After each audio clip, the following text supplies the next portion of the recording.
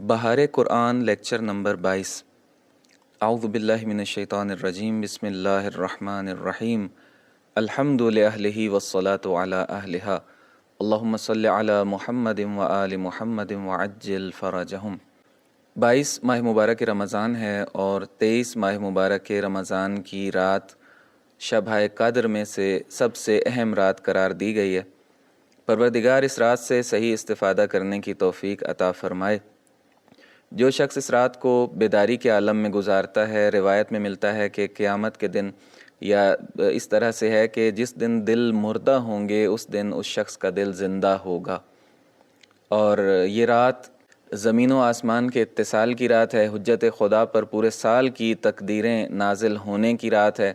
فرشتے اور روح پورے سال کا پروگرام اور تقدیریں انسانوں کے بارے میں اور جو کچھ یہ نظام چل رہا ہے اس حوالے سے حجت خدا پر لے کر نازل ہوتے ہیں۔ پروردگار ہمیں حجت خدا کے ساتھ ارتباط و اتصال اور ان کی طرف توجہ کی توفیق عطا فرمائے اور قرآن مجید سے صحیح استفادے کی توفیق عطا فرمائے۔ اور جتنی بھی یہ آخری راتیں ہیں، نبی اکرم صلی اللہ علیہ وآلہ وسلم کے بارے میں ملتا ہے کہ اپنے بستر کو لپیٹ دیا کرتے تھے اور بیداری کے عالم میں ان راتوں میں عبادت کیا کرتے تھے۔ پارہ نمبر 22 سے 5 نکات کا انتخاب کیا گیا ہے۔ پہلا نقطہ عصمت اہل بیت پیغمبر صلی اللہ علیہ وآلہ وسلم سے متعلق ہے۔ سورہ مبارکہ احزاب کی 33 نمبر آیت میں پروردگار کا ارشاد ہوتا ہے کہ انما یرید اللہ لیذہب عنکم الرجس اہل البیت ویطہرکم تطہیرا، کہ اے اہل بیت، اللہ کا ارادہ بس یہ ہے کہ آپ سے ہر برائی کو دور رکھے اور اس طرح پاک و پاکیزہ رکھے جو پاک و پاکیزہ رکھنے کا حق ہے۔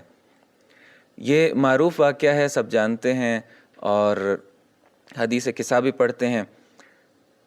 جناب ام سلمہ کے گھر تشریف فرما تھے پیغمبر گرامی اسلام صلی اللہ علیہ وآلہ وسلم، اور ایک چادر کے اندر، ایک کسا کے اندر پنجتن پاک اکٹھے ہوئے اور یہ آیت نازل ہوئی۔ اور جناب ام سلمہ نے جب پوچھا کہ کیا میں اہل بیت میں سے ہوں، تو فرمایا کہ نہیں، آپ خیر پر ہیں، یعنی آپ ایک اچھی خاتون ہیں، لیکن اہل بیت کا جو مصداق ہے ان میں شامل نہیں ہیں۔ اہل بیت یہ 5 ہیں اور امام حسین علیہ السلام کی اولاد اور نسل مبارک اور بابرکت میں سے 9 امام، یہ 14 معصومین اس آیت کا مصداق ہیں۔ اور یہاں پر اہل بیت اطہار علیہ السلام کی طہارت سے مراد کیا ہے؟ تو طہارت سے مراد ان کی عصمت ہے۔ دوسرا نقطہ ہے کہ اللہ تعالیٰ اور فرشتے مومنین پر درود بھیجتے ہیں اور ان کو ظلمتوں اور تاریکیوں سے نکال کر نور کی طرف لے کر آتے ہیں۔ سورہ مبارکہ احزاب کی 43 نمبر آیت میں پروردگار کا ارشاد ہوتا ہے کہ وہی ہے جو تم پر درود بھیجتا ہے اور اس کے فرشتے بھی، تاکہ تمہیں اندھیروں سے نکال کر نور کی طرف لے جائے، اور وہ مومنوں پر بڑی مہربانی فرمانے والا ہے۔ اب یہاں پر بیان کیا گیا کہ اللہ تعالیٰ خود مومنین پر درود بھیجتا ہے۔ اہل ایمان کو اپنے مقام کو سمجھنا ہوگا اور اپنے ایمان کی بہتری کے لیے ہمیشہ گامزن رہنا ہوگا۔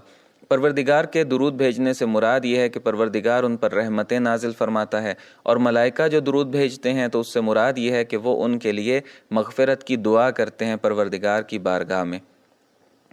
تیسرا نقطہ ہے کہ عفت، پاک دامنی اور جو حیا ہے اس کا نتیجہ طہارت ہے۔ سورہ مبارکہ احزاب کی 53 نمبر آیت میں امہات المؤمنین کے بارے میں بیان کیا گیا ہے کہ اور جب ازواج پیغمبر صلی اللہ علیہ وآلہ وسلم سے کسی چیز کا سوال کرو تو پردے کے پیچھے سے سوال کرو کہ یہ بات تمہارے اور ان کے دونوں کے دلوں کے لیے زیادہ پاکیزہ ہے۔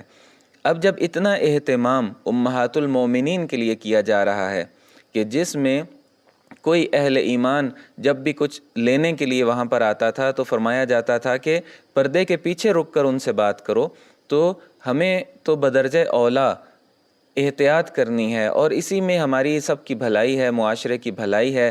حجاب کا جو مسئلہ ہے، پردے کا جو مسئلہ ہے، یہ اس طرح سے ہے کہ اس میں محدودیت نہیں ہے خواتین کے لیے۔ اسلام خواتین کی ریسپیکٹ کرتا ہے۔ اسلام نے قرآن مجید اور روایات میں اور اسلامی نقطہ نظر کے مطابق خواتین کو جو مقام دیا گیا ہے وہ نہ کسی دین میں دیا گیا ہے، نہ کسی مذہب میں دیا گیا ہے، نہ انسانیت کا کوئی ادارہ اتنا مقام خاتون کو دے سکتا ہے۔ آج کل جتنے بھی خواتین کے نام پر نعرے لگائے جا رہے ہیں، در حقیقت اگر پردے کے پیچھے دیکھا جائے اور چھپے ہوئے اہداف کو دیکھا جائے تو خواتین کو ایک ہتھیار کے طور پر استعمال کیا جا رہا ہے۔ خواتین کو اپنی یعنی اب کہتے ہوئے بھی انسان کو شرمندگی ہوتی ہے کہ اپنی پروڈکٹس بیچنے کے لیے خواتین کو استعمال کیا جا رہا ہے۔ اپنی مختلف اب کس طرح سے انسان بیان کرے کہ یہ جو نعرے لگائے جا رہے ہیں خواتین کے حقوق کے، در حقیقت یہ خواتین کے اوپر ظلم کے نعرے ہیں۔ جس طرح سے انسان گھر بناتا ہے، گھر کے اندر اس کی چار دیواری ہے، چھت ہے، ایک محدودیت ہے، لیکن یہ محدودیت اس کو اس کے گھر کے اندر آزادی دیتی ہے۔ اگر انسان کی چار دیواری نہ ہو تو ہر شخص چڑھ دوڑے گا، چور، ڈاکو، لٹیرے، لیکن یہ چار دیواری انسان کو تحفظ فراہم کرتی ہے۔ لباس بھی اسی طرح سے ہے، خواتین کا حجاب اور پردہ بھی اسی طرح سے ہے، خواتین کو تحفظ فراہم کرتا ہے، ان کو ریسپیکٹ دیتا ہے، بری نگاہوں سے ان کو بچاتا ہے، اور اس پردے کے اندر جو ان کو آزادی ملتی ہے، جو ان کی روح کو آزادی ملتی ہے، اس کی کوئی قیمت ہی نہیں ہے۔ چوتھا نقطہ ہے کہ اللہ تعالیٰ اور رسول صلی اللہ علیہ وآلہ وسلم کی بلا مشروط اطاعت ہمیں کرنی ہے۔ سورہ مبارکہ احزاب کی 36 نمبر آیت میں ارشاد ہوتا ہے، اور کسی مومن مرد یا عورت کو اختیار نہیں ہے کہ جب خدا اور رسول صلی اللہ علیہ وآلہ وسلم کسی امر کے بارے میں فیصلہ کر دیں تو یہ لوگ بھی اپنے اس امر کے بارے میں صاحب اختیار بن جائیں، اور جو بھی خدا اور رسول کی نافرمانی کرے گا وہ بڑی کھلی ہوئی گمراہی میں مبتلا ہوگا۔ اب یہاں پر یہ نہیں کہا جا رہا کہ آنکھیں بند کر کے کسی بھی چیز کو قبول کر لیں، دین کو قبول کر لیں، نہیں، بڑی بصیرت کے ساتھ مومن جو ہے وہ اس دروازے پر آتا ہے اور اسلام کو اور ایمان کو قبول کرتا ہے۔ عقل کے ذریعے سے ہمیں حکم دیا گیا ہے کہ ہم اللہ کو پہچانیں، عقل کے ذریعے سے ہم قیامت کو پہچانیں، عقل کے ذریعے سے رسالت کو اور امامت کو پہچانیں، عقل کے ذریعے سے ہم قرآن مجید کے محضر میں حاضر ہوں اور زانوئے ادب طے کریں۔ لیکن جب ہمیں عقل اس آستانے پر لا کر کھڑا کر دے تو اب اطاعت کا مرحلہ ہے، اب ان کی بات ماننے کا مرحلہ ہے، اب جیسے وہ کہیں وہ کرنے کا مرحلہ ہے، اب اپنی مرضی ہم نہیں کر سکتے۔ حضرت امیر المومنین علیہ الصلوۃ والسلام ارشاد فرماتے ہیں کہ اے انسان، کسی شخص سے فرمایا کہ اگر تو اپنے خالق کی اطاعت نہیں کرتا تو لا تأکل رزقہ، اس کا رزق کھانا چھوڑ دے، اور اگر تو اس کے دشمنوں کو اپنا دوست بنانا چاہتا ہے تو فخرج عن ملکہ، اس کی مملکت سے اور اس کی سلطنت سے، اس کے یہ جو زمین و آسمان ہیں، جو کائنات اس نے بنائی ہے، اس سے باہر چلا جا، اور اگر تو اس کی قضاء و قدر پر راضی نہیں ہے تو فطلب ربًا سواہ، اس کے علاوہ کوئی اور رب بنا لے۔ جبکہ ہم جانتے ہیں کہ رزق بھی ہمیں پروردگار سے ملے گا، اس کے علاوہ امکان نہیں ہے، اس کائنات سے بھی ہم باہر نہیں جا سکتے، اور اس کے علاوہ کوئی رب بھی نہیں ہے۔ جب ہمیں یہ ساری باتوں کا پتہ ہے تو در حقیقت مولا کائنات ہمیں یہ سمجھا رہے ہیں کہ اگر تمہیں رزق کہیں اور سے نہیں ملتا تو تم کیوں نہیں اس کی اطاعت کرتے، اور اگر تم اس کی مملکت سے باہر کہیں نہیں جا سکتے، اور لا یمکن الفرار من حکومتک، کہ اے پروردگار تیری حکومت سے فرار ممکن نہیں ہے، دعا کے جملے ہیں، تو پھر اس کے دشمنوں کی طرف کیوں جاتے ہیں، اس کے دشمنوں کی طرف کیوں جھکاؤ رکھتے ہیں؟ کیا ہمیں اللہ پر ایمان نہیں ہے؟ کیا ہمیں اللہ پر بھروسہ نہیں ہے؟ کیا یہ ساری بادشاہیاں، ساری طاقتیں اللہ کے لیے نہیں ہیں؟ تو کیوں مسلم حکمران دشمنوں کے در پر جاتے ہیں، دشمنوں کے اوپر بھروسہ رکھتے ہیں؟ کیوں نہیں اپنی طاقت پر انحصار کرتے، اللہ کی طاقت پر بھروسہ کرتے؟ کیوں نہیں ایک ہوتے؟ کیوں نہیں آج کے بارے میں سوچتے، آئندہ کے بارے میں سوچتے، اپنی ملکوں، اپنی نسلوں اور اپنی کمیونٹی اور معاشرے کے بارے میں سوچتے؟